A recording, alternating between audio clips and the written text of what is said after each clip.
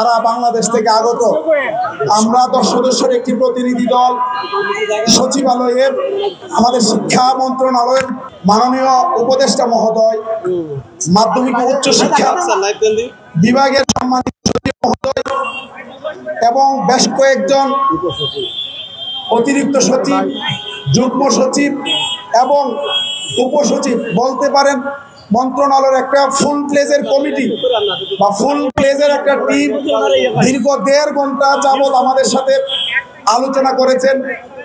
আমরা আমাদের জায়গা থেকে এমপিভুক্ত শিক্ষকদের যে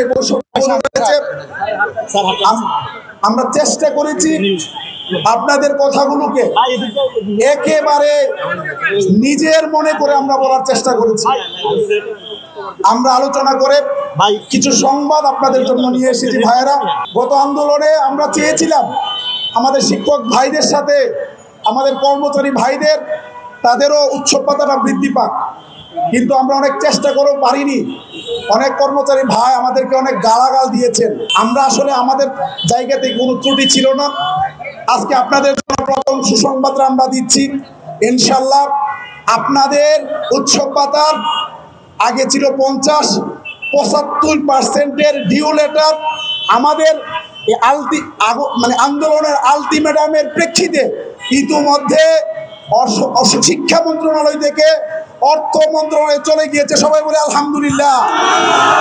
ওনারা ক্লিয়ার বলেছেন যে আপনাদের এই আন্দোলনের আপনারা আলটিমেটামের প্রেক্ষিতে গত 7ই আগস্ট কর্মচারীদের উৎসব ভাতা 50 থেকে 75-এ উত্তীর্ণ করার জন্য আমাদের ডিউ লেটার আমরা ইতিমধ্যে অর্থ মন্ত্রণালয়ে পাঠিয়ে দিয়েছি বলে আলহামদুলিল্লাহ। ওনারা বলেছেন যে আপনাদের লিখিত আবেদন এবং আন্দোলনের আলটিমেটামের প্রেক্ষিতে ইতিমধ্যে আমরা শিক্ষকদের বাড়ি ভাড়া 1000 টাকা থেকে বৃদ্ধি করে 2000 টাকার জন্য, মেডিকেল ভাতা 500 থেকে বৃদ্ধি করে 1000 টাকার জন্য ইতিমধ্যে এই বিষয়ের কথা শুনেন আগে কথা শুনেন, কথা শুনতে হবে তো করতে দিতে হবে, শেষ করে দিতে হবে। ওনারা 7 তারিখে একটা ডিউ লেটার দিয়েছেন। আমরা বলেছি অনেক দাবি আমাদের, কিন্তু এই সরকার সব দাবি দিতে পারবে না। পরিষ্কার ভাষায় বলে দিয়ে এসেছি, আপনারা যে ডিউ লেটার দিয়েছেন 1000-কে 2000 টাকা বাড়ি ভাড়া, বলেছে আমরা 100 ভাগ বাড়িয়েছি। আমি বলেছি না শুভঙ্করের ফাঁকি। চিকিৎসা ভাতা 500 টাকা দেয়, যেটা বলা যায় না। একটা ডাক্তার দেখাতে লাগে 1500 টাকা।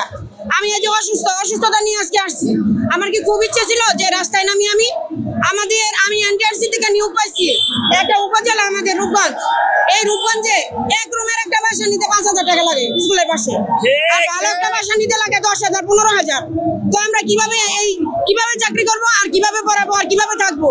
সরকার যদি আগের যে উপদেষ্টা আসছিল উনি কথা দিয়েছিল যে শিক্ষকদের সবকিছু বাড়িয়ে দিবে, সরকারের সাথে মিল রেখে দিবে বাড়িয়ে, কিন্তু এখন বর্তমান যে উপদেষ্টা উনি শিক্ষকদেরকে অন্য কিছু বাড়িয়ে না দিয়ে উনি বিভিন্ন প্রকল্পের আন্ডারে সবকিছু নিয়ে যাচ্ছে। শিক্ষার যে টাকা আমাদের প্রশিক্ষণের দরকার আছে, কিন্তু আগে তো আমাদের খেয়ে বাঁচতে হবে, চিকিৎসা পাইতে হবে, তারপরে আমাদের বাসস্থান দিতে হবে, তারপরে আমাদের ট্রেনিং। সরকারি হাই স্কুলগুলোতে যেভাবে বাড়ি ভাড়া দেওয়া হয় সেটা যেন আমাদের মধ্যেও দেওয়া হয়। এখানে বৈষম্য দূরীকরণ করা হোক এবং চিকিৎসা ভাতা সরকারি চাকরিজীবী অথবা সরকারি হাই স্কুলে যে স্কেলে দেওয়া হয়, যেভাবে দেওয়া হয় সেভাবে যেন আমাদেরকে দেওয়া হয়। এটা আমাদের একান্ত দাবি। কোনো দেশকে উন্নত করতে গেলে, টেকসই উন্নয়নশীল উন্নত করতে গেলে সে দেশের শিক্ষা ব্যবস্থাকে শক্তিশালী করতে হবে, শিক্ষা ব্যবস্থা উন্নয়ন করতে হবে।